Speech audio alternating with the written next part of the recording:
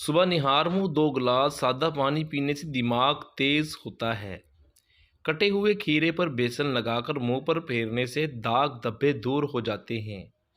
दूध और शहद मिलाकर साबुन की तरह हाथ पर मलने से हाथ गोरे हो जाते हैं। मुबाशत से पहले पके हुए लटसूड़े खाने से हमल नहीं गिरता। बैठकर पानी पीने से घुटनों में दर्द नहीं होता। अगर बदहज़मी हो जाए तो पुदीने की खुशबू सूंघ लें, फ़ायदा होगा।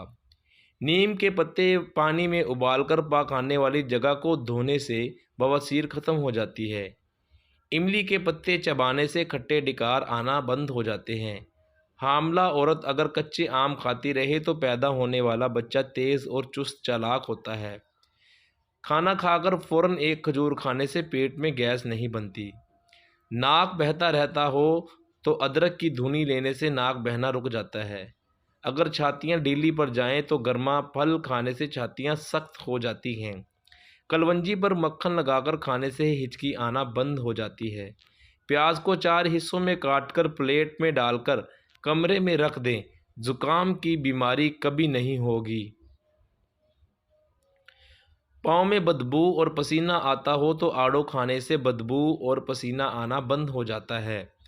नारियल के रस में नींबू का रस मिलाकर खारिश वाली जगह पर लगाने से खारिश खत्म हो जाती है। सूखा धनिया की फक्की बनाकर खाने से भी खांसी रुक जाती है। कच्चे शलजम खाने से सीना मुलायम और जिल्द चमकदार रहती है। हल्दी और टूथपेस्ट मिलाकर ज़ख्म वाली जगह पर लगाने से ज़ख्म भर जाते हैं। तौलिए पर नींबू का रस लगाकर बालों को खुश्क करने से बालों में चमक आ जाती है।